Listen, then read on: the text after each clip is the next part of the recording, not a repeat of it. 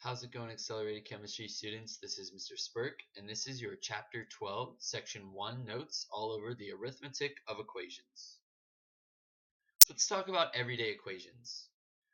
Travel Time Tricycle Company produces 640 tricycles each week.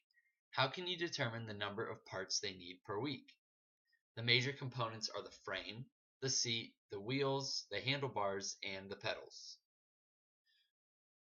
The finished tricycle, your product, has a formula of FSW3HP2 because we have one frame, one seat, three wheels, one handlebar, and two pedals.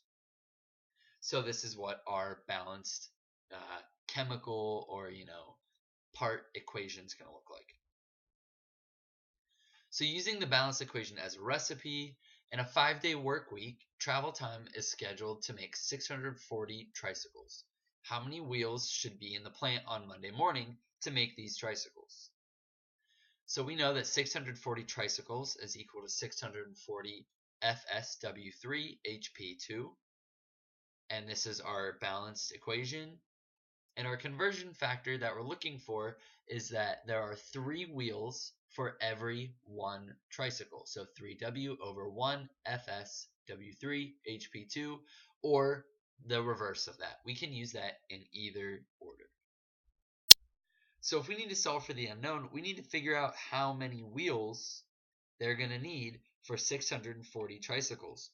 So we're going to start with 640 FSW3HP2 times 3 wheels per 1 FSW3HP2. We can cross out this unit and we're left with just wheels, and that, when we calculate it out, is going to be 1920 wheels. So 1,920 wheels in the plant by Monday morning. Chemists use balanced chemical equations as a basis to calculate how much reactant is needed or how much product will be formed in a reaction. When you know the quantity of one substance in a reaction, you can calculate the quantity of any other substance consumed or created in the reaction.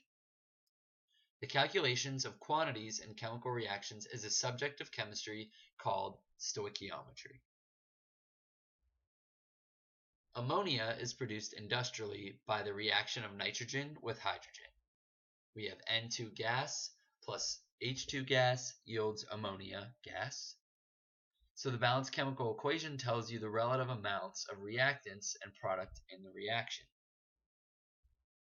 Your interpretation of the equation depends on how you quantify the reactants and the products. So balanced chemical equations can be interpreted in terms of different quantities, including numbers of atoms, molecules, or moles. We can also use mass and volume. So let's talk about number of atoms. At the atomic level, a balanced equation indicates the number and types of atoms that are rearranged to make the product or products.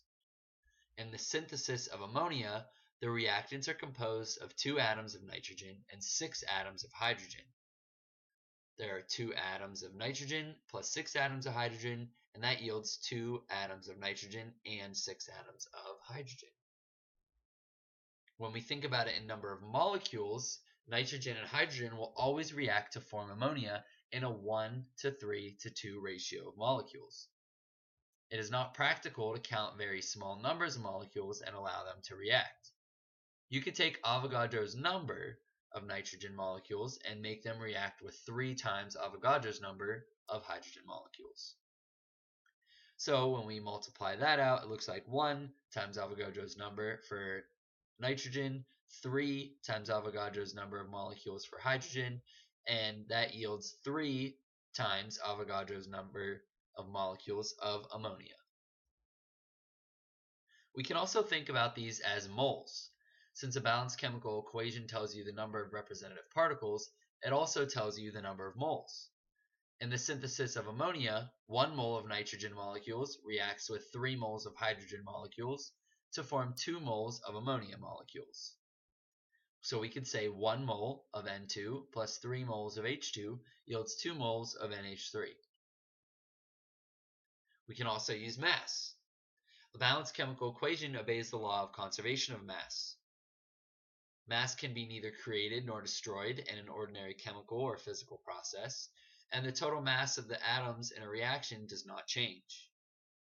So we could have 28 grams of nitrogen because we took 2 times each nitrogen, which is 14.01. We have 3 times 2 grams of hydrogen, and that should be H2. And that yields 2 times 17 grams of ammonia because each molecule of ammonia weighs 17, and we know by our coefficients that we have 2 of them. So in the end, we have 28 grams of nitrogen reacting with 6 grams of hydrogen to give us 34 grams of ammonia. We can also use volume. If you assume standard temperature and pressure, the balanced chemical equation also tells you about the volumes of gases. We know that 1 mole is equal to 22.4 liters at STP of a gas only. So we can say that we have 22.4 liters of N2. We have 3 times 22.4 liters of H2, and that yields 2 times 22.4 liters of NH3. So there we go, with it all multiplied out. So let's interpret a balanced chemical equation. Hydrogen sulfide, which smells like rotten eggs, is found in volcanic gases. The balanced equation for the burning of hydrogen sulfide is as follows. We have 2H2S plus 3O2 yields 2SO2 plus 2H2O. So let's interpret this equation in terms of numbers of representative particles and moles. So interpret the equation in terms of numbers of representative particles, moles, and masses of the reactants and the products.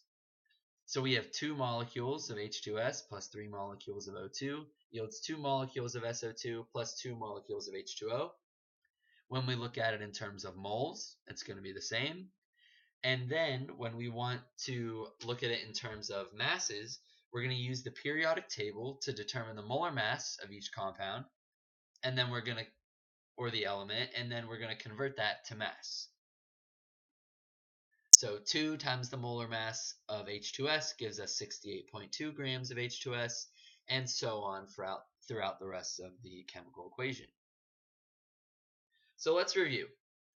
A balanced chemical equation provides the same kind of quantitative information that a recipe does. Chemists use balanced chemical equations as a basis to calculate how much reactant is needed or product is formed in a reaction.